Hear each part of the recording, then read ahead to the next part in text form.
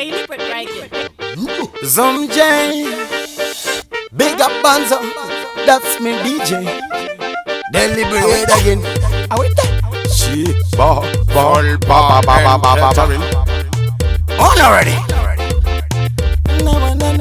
Gomandiri kukanda dosanda gonanda tindo shanda dayenda wakwaka wando kasimba fujika sesi danda takura wanendiri muno wekukumbira nasi unonda wanape kutangira eba ikuti ndavanyangira vange vari kuti kutikanda vanyanyira kuri kuchaga kuti ndingavane pamwendo kuti kazvipande mangomandiro vese pena kuti kandodende chagarigare iri kuchagarigare vanhu vafare uyai mutandare musasare kuti ini ndipindi chagarigare kuti vanhu kava tandare uyai mufare ive usasare pari kuti shibaba ngoma kuti ndada usafungisa nzininoba izwanini vari kutocha totonda batidza kwete webepa vari kunyepa ini ndareba ndaita kupepa ndarova mashaba vari kuziva ndapinda ndaenda asi vazivona kuti kana ndichishanda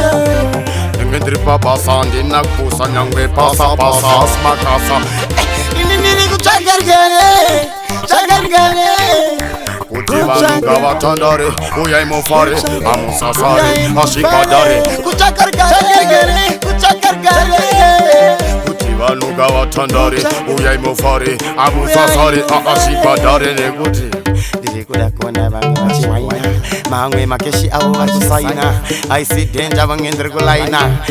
vaudza ndife ndakashaina nekuti pane mari ndo pane vanhu saka pane vanhu ndo pane mari ndatenda mwari hazvisize ndari inzwainini ndovatenda pandapenda mangoma ndaponda ndiri kushanda kana ndakanda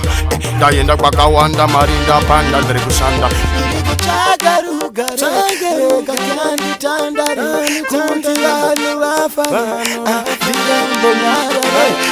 vanhu vatambe ndokuti nguva dzifambe mashaye vanhu vasazhambe bvunza mashambe hapana futa vangazvirambe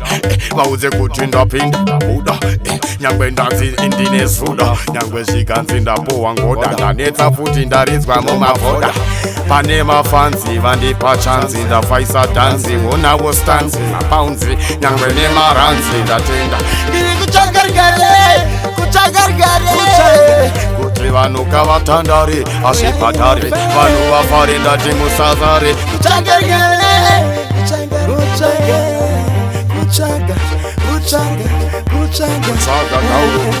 ukatsvaga uchawana ukagogodza uchazarurirwa ukada kuona